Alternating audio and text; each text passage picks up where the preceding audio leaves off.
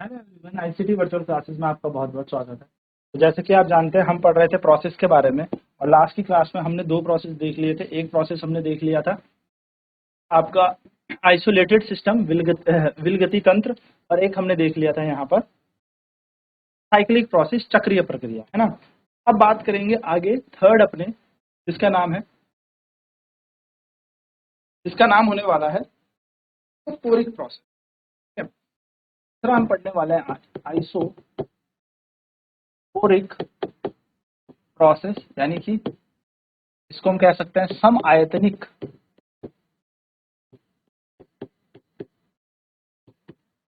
प्रक्रिया।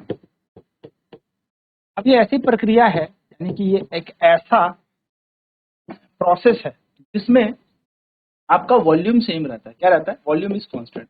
The process in विच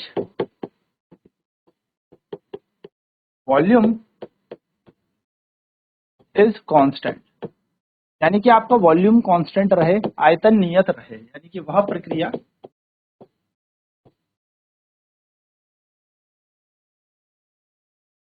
जहां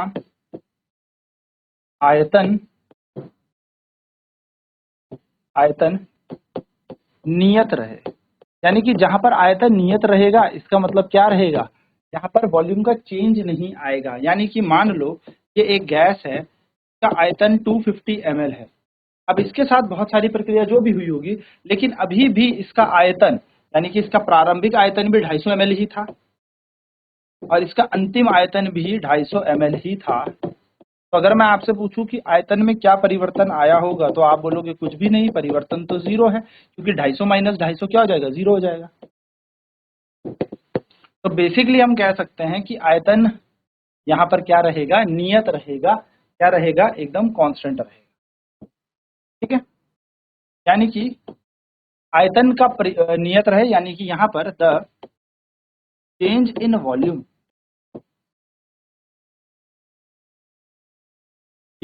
volume that is delta we, वो कितना होगा? शून्य होगा। यानी कि आयतन में परिवर्तन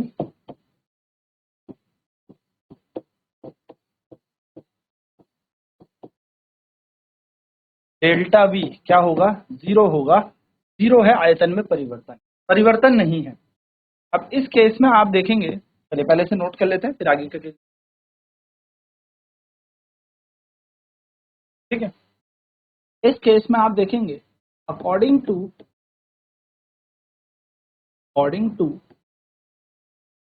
फर्स्ट लॉ ऑफ थर्मोडायनामिक्स,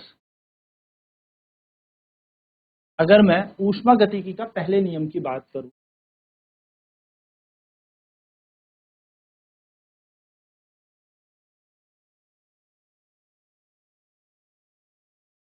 और ऊष्मागतिकी का मैं पहला नियम देखूं, पहले नियम की मैं बात करूं, तो आप यहां से ध्यान से देखेंगे ऊष्मागतिकी का पहला नियम क्या कह रहा है। According to first law of thermodynamics क्या कह रहा है कि जो हीट होती है वो इंटरनल एनर्जी और वर्क डन का सम होती है। यानी कि जो ऊष्मा हम किसी वस्तु को देते हैं वो आंतरिक ऊर्जा का परिवर्तन बट एक कार्य के योग के समान। और हम ये भी जानते हैं कि कार्य जो होता है वो pressure into change in volume होता है। पी डेल्टा वी या पी डी वी हम कहते हैं ना, हमने पढ़ा था। जब किसी गैस को आप क्या करोगे? हीट करोगे, तो इसके द्वारा जो किया गया कार्य होगा वो बल गुणा विस्थापन के बराबर होगा। अब मान लो इसका वॉल्यूम पहले V1 था, है ना, तो कुछ वॉल्यूम में इंक्रीमेंट आया, जिससे कुछ क्षेत्रफल में इंक्रीमेंट आया, जिसके कारण ये हल्का सा क्या हुआ? ये पिस्टन अपनी जगह से मूव करता है डेल्टा एक्स। तो अगर मैं इस जगह का क्षेत्रफल एरिया मान लूं A, तो आपको पता है प्रेशर बराबर होता है बल बटा क्षेत्रफल, यानी कि दबाव बराबर फोर्स अपॉन एरिया, बल बटा क्षेत्रफल। तो फोर्स इक्वल टू आ जाएगा pressure into area into change in distance, यानी कि यहाँ बन जाएगा P और ADX बन जाएगा DV। तो वर्क डन का फॉर्मूला PdV होता है। तो Q की जगह Q, डेल्टा U की जगह डेल्टा U, और वर्क डन की जगह हम क्या लिख देंगे? PdV लिख देंगे। ये हमारा क्या बन गया? ऊर्जा बन गई, ऊष्मा। तो अब आप ध्यान से देखिए, जब चेंज इन वॉल्यूम तो जीरो है, यानी कि आयतन में परिवर्तन तो शून्य है। तो अगर हम बात करें U is equals to delta U plus P delta V, तो आप देखेंगे चेंज इन वॉल्यूम यानी कि आयतन परिवर्तन तो शून्य है, हाँ सर, तो heat equal to delta U plus P into zero, तो आप देखेंगे यहाँ पर कोई कार्य भी नहीं होगा। आप कह सकते हैं कि आइसोकोरिक प्रोसेस में, यानी कि सम आयतनिक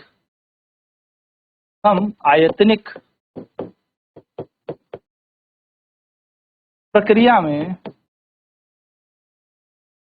कार्य शून्य होता है।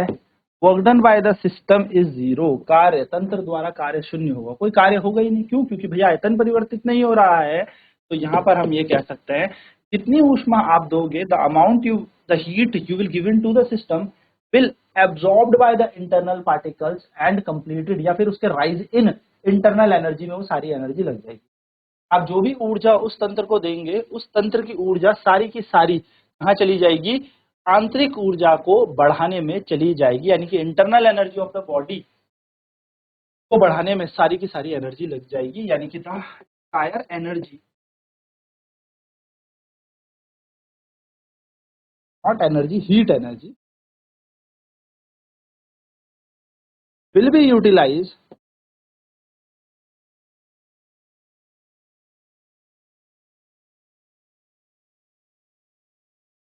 rise the internal energy of the body, यानी कि सारी ऊर्जा वस्तु की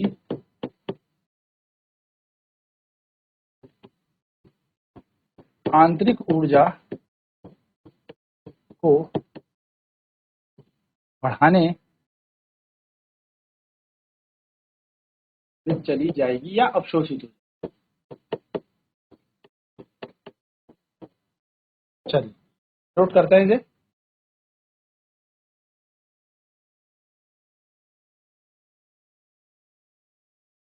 चलिए नेक्स्ट करते हैं, नेक्स्ट देखते हैं। नेक्स्ट है iso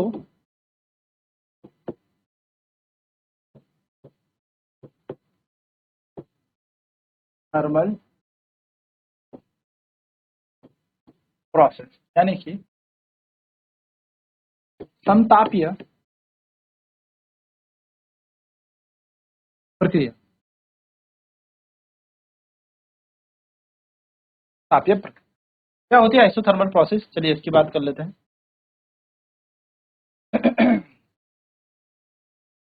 the process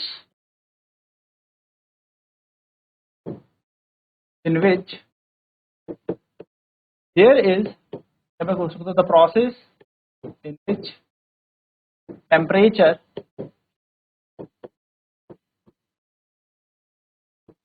of the process with the temperature of system is constant, वह प्रक्रिया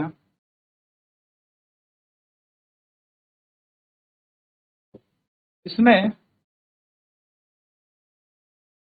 तंत्र का तापमान नियत रहता है, यानी कि यहाँ पर क्या रहेगा? टेम्परेचर कांस्टेंट रहेगा, यानी कि टेम्परेचर क्या है? यहाँ पर कांस्टेंट है, तापमान यहाँ पर नियत है, यानी कि ये बदल नहीं रहा। तो इस हिसाब से तो सर तापमान के अनुसार पहला नियम लगाएंगे तो हमारी ऊर्जा, आंतरिक ऊर्जा, कार्य, ये सब बदलेंगे, ये सब चेंज होंगे, बिल्कुल चेंज हो सकते हैं, ऑल विल चेंज ना। तो heat Q internal energy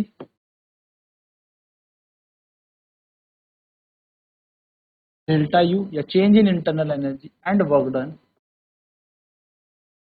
all will change. यानी कि ऊष्मा, आंतरिक ऊर्जा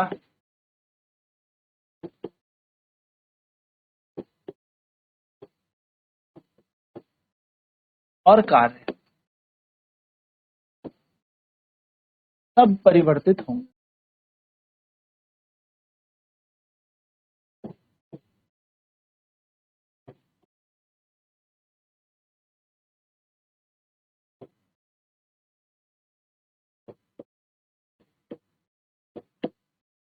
अब मैं यहां पर क्या कंडीशन ले रहा हूं, आइडियल टेस्ट और आइडल कंडीशन, आदर्श शर्तों पर और आइडियल कंडीशन, आइडल कंडीशंस आप इसको कह सकते हो।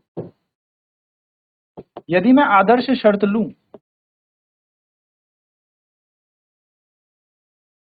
तो याद रखना, आदर्श शर्तों में ये कहते हैं कि जो इंटरनल एनर्जी है, इंटरनल एनर्जी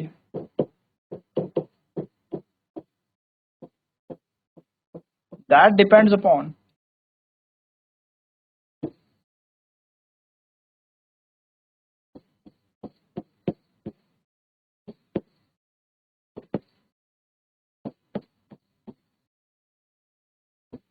द टेम्परेचर। यानी कि अगर मैं आदर्श शर्तों की बात करूं तो आंतरिक ऊर्जा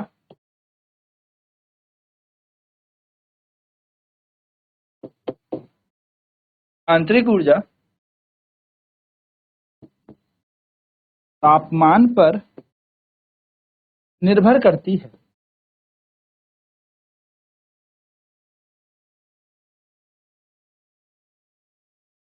ठीक है, ये बात ध्यान में रखें। चलिए लिख लेते हैं इसे, नोट कर।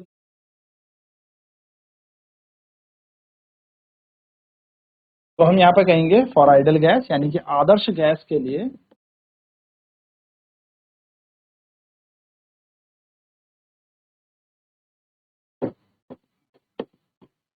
For idol gas the change in internal energy, the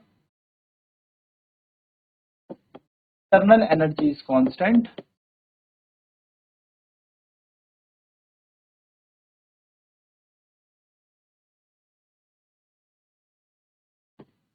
hence change in internal energy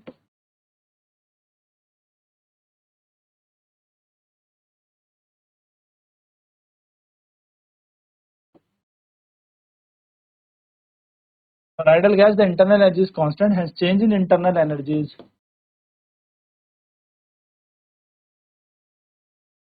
यानी कि आदर्श गैस के लिए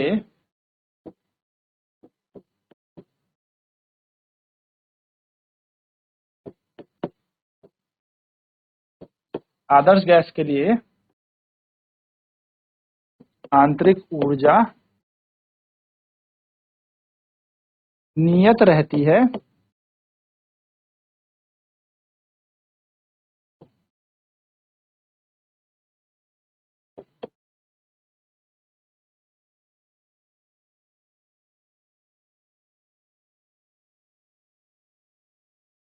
कि आंतरिक ऊर्जा का परिवर्तन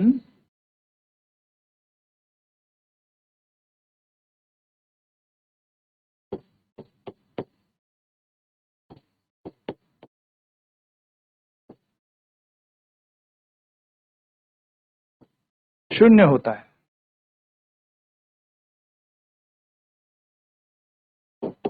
यानी कि आंतरिक ऊर्जा का परिवर्तन किसके बराबर होगा, 0 के। तो अगर हम फर्स्ट लॉ ऑफ थर्मोडायनेमिक्स लगा लेते हैं, according to first law of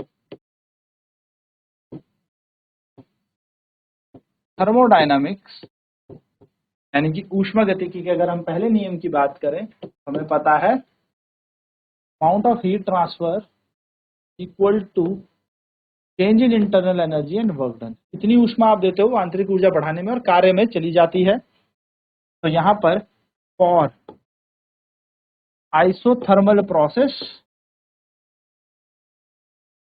समतापीय प्रक्रिया के लिए टेम्परेचर कांस्टेंट है,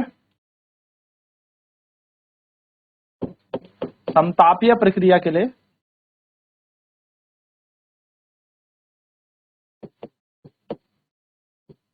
तापमान कांस्टेंट है यानी कि नियत है। तो आंतरिक ऊर्जा में परिवर्तन शून्य के समान है। कौन सी कंडीशन है ये? आइडल गैस की कंडीशन है, आदर्श गैस की शर्त है। आदर्श गैस के लिए हम कह सकते हैं जितनी ऊष्मा आप दोगे वह कार्य में परिवर्तित हो जाए। ठीक है, छोटी छोटी शर्तें, छोटे छोटे, चलिए नोट कर लेते हैं।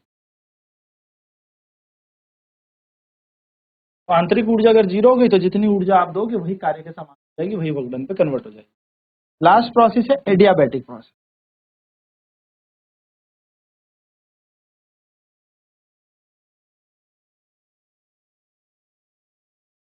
एडियाबैटिक प्रोसेस, ठीक है। एडियाबैटिक प्रोसेस में क्या होता है? The process in which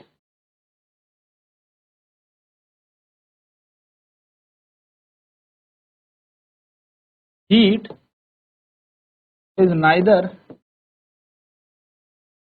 taken out or taken in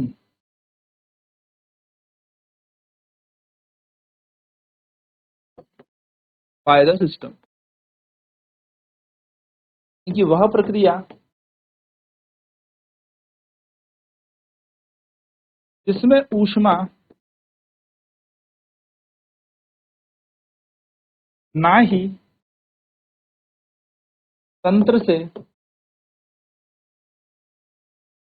बाहर जाती है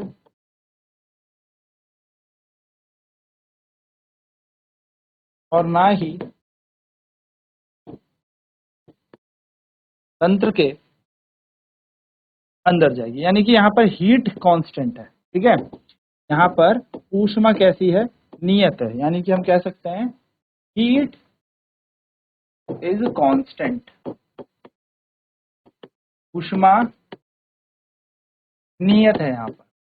और यदि यहाँ पर ऊष्मा नियत है तो हम कह सकते हैं ना तो हीट आ रही है ना जा रही है ना। तो अगर हम फर्स्ट लॉ ऑफ थर्मोडायनेमिक्स लगाएं, ऊष्मागतिकी का पहला नियम, तो अब जब U जीरो के बराबर है तो delta U is equal two plus W. हम कह सकते हैं change in internal energy is negative work done, आंतरिक ऊर्जा में जो परिवर्तन है वो माइनस कार्य के बराबर है।